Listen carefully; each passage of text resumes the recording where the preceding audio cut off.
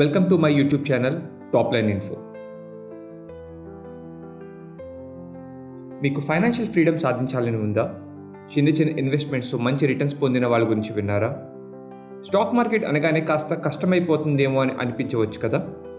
ఆలోచించాల్సిన అవసరం లేదు. ఈ సిరీస్లో స్టాక్ మార్కెట్ బేసిక్స్ను సింపుల్గా సులభంగా అర్థమయ్యేలా మీకు చెప్తాను. So welcome to our new series complete guide to stock market. ఇది ఎపిసోడ్ రూపంలో ఉంటుంది. ఈ ఎపిసోడ్లో మనం ఈ 3 ముఖ్యమైన పాయింట్లు కవర్ చేస్తాం. స్టాక్ మార్కెట్ అంటే ఏంటి, ఇది ఇండియాలో ఎలా పనిచేస్తుంది, వెల్త్ క్రియేషన్ కోసం ఇది ఎందుకు అవసరం.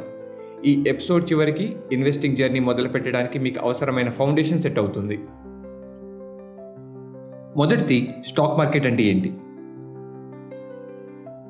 స్టాక్ మార్కెట్ అనేది ఒక మార్కెట్ ప్లేస్ లాంటిది, కానీ ఇక్కడ ఫ్రూట్స్ అండ్ క్లోత్స్ కాకుండా షేర్స్ను కొనుగోలు చేస్తారు. షేర్ అంటే ఏంటి? షేర్ అంటే ఒక కంపెనీలో ఓనర్షిప్లో చిన్న భాగం. మీరు ఒక షేర్ కొనుగోలు చేస్తే ఆ కంపెనీలో మీరు చిన్న పార్ట్నర్ లేదా భాగస్వామి అవుతారు. ఉదాహరణకు టాటా కంపెనీని తీసుకుందాం. ఫర్ ఎగ్జాంపుల్, దాని టోటల్ వాల్యూ 10 లక్షలు అనుకుందాం. సో దాన్ని 1000 రూపాయలు ఒక షేర్ అనుకుంటే 10,000 షేర్లు ఉన్నాయి. మీరు ఒక 10 షేర్లు కొంటే అంటే మీకు ఎంత అవుతుంది?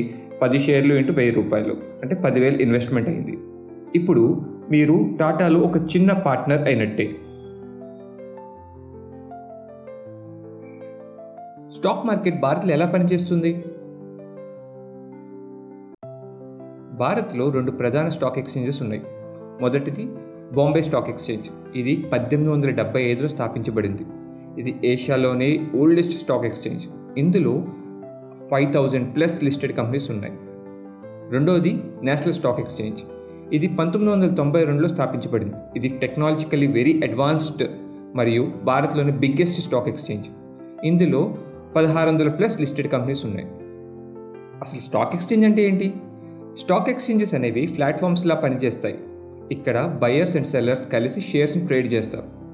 ట్రేడ్ అంటే కొనడం, అమ్మడం. ఓకే, ఈ స్టాక్ ఎక్స్చేంజెస్ తెలుసుకున్నాం.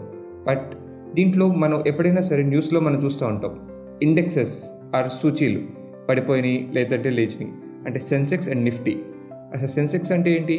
సెన్సెక్స్ అనేది బాంబే స్టాక్ ఎక్స్చేంజ్ BSEలో టాప్ 30 కంపెనీస్ని ట్రాక్ చేసే ఇండెక్స్. నిఫ్టీ అంటే NSEలో టాప్ 50 కంపెనీస్ని ట్రాక్ చేసే ఇండెక్స్.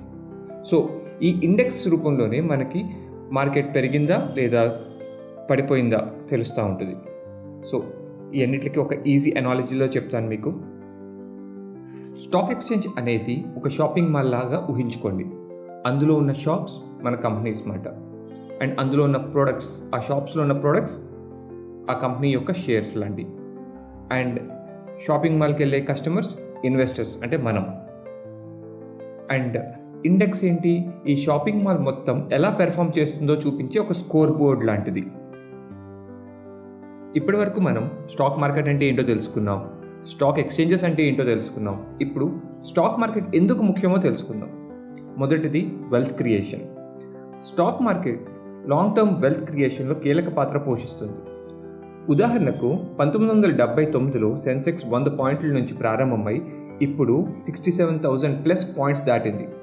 దీర్ఘకాలిక పెట్టుబడిదారులు ఎంత పెద్ద వెల్త్ సృష్టించారో ఊహించుకోండి.